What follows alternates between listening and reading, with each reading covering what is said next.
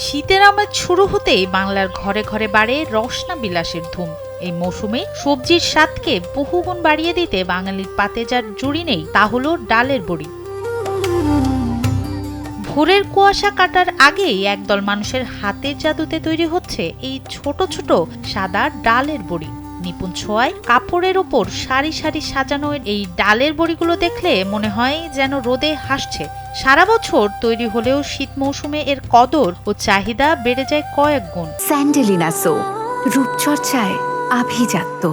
একসাথে সারাদিনই থাকার লাগে, 1-5টার থেকে উঠি আর 1-5টায় 2 মাস ভালো চাহিদা হয়। আমরা বড়া তৈরি করি জন্য আমাদের এক নামে পরিচিত বড়া লাগে। সবজির সঙ্গে একটু ভিন্নতা আনতে অনেকের পছন্দ ডালের বড়ি। মাসকলাই ডাল আর কালো জিরা হলো এর প্রধান উপকরণ। সারা রাত মাসকলাই ডাল ভিজিয়ে ভোরে আধুনিক মেশিনে পেশার পর তাতে কালো জিরা মিশিয়ে তৈরি করা হয় মণ্ড। এরপর নিপুণতার সাথে নেট বা কাপড়ের উপর ছোট ছোট করে বসানো হয় বড়ি।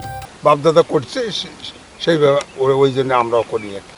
বড়ার সঙ্গে জড়িত 20-25 ঘর আর বাড়ির আঙিনা থেকে শুরু করে মাঠের খোলা প্রান্তরে সারি সারি সাজানো এই বড়িগুলো 2 থেকে 3 দিন কড়া রোদে শুকিয়ে তৈরি হয় বিক্রির উপযুক্ত, যেখানে প্রতি কেজি তৈরিতে খরচ হয় 150 থেকে 200 টাকা।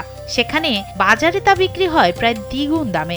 মাসে লাখ টাকা পর্যন্ত আয় করছেন অনেকেই। প্রচুর কাস্টমার আমাদের বাসায় অনেক বাইরে থেকে মনে করে আসে লোকজন, পাইকার এখান থেকে নিয়ে যাওয়ার খুচরা বিক্রি করে।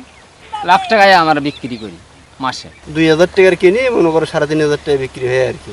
এটা আমাদের 3-4 মাস শীতকাল 3-4 মাস চলে আর খুবই ব্যস্ততার মধ্যে পার হচ্ছে আর। এই ডালের বড়ির চাহিদা এমন যে তাদের তৈরি এই বড়ি এখন শুধু স্থানীয় বাজারে সীমাবদ্ধ নেই, সুখ্যাতির কারণে পৌঁছে যাচ্ছে রাজধানী ঢাকা সহ দেশের বিভিন্ন প্রান্তে।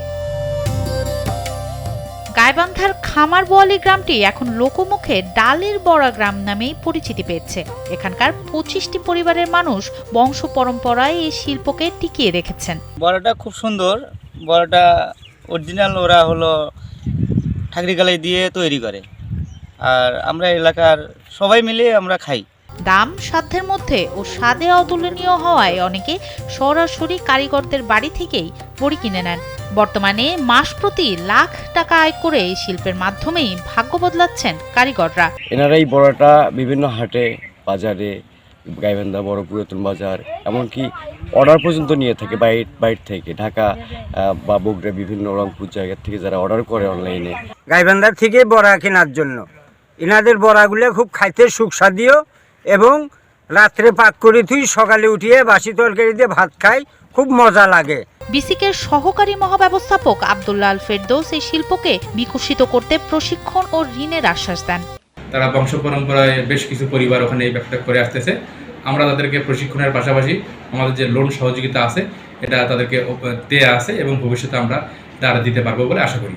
তবে কারিগরদের স্বপ্ন আরো বিশাল। সরকারি পৃষ্ঠপোষকতা পেলে এই ডালের বড়া গ্রাম একদিন দেশের বেকারত্ব দূর করে অর্থনৈতিকভাবে আরো শক্তিশালী হয়ে উঠবে, এমনটাই প্রত্যাশা এই নিভৃত পল্লীর কারিগরদের।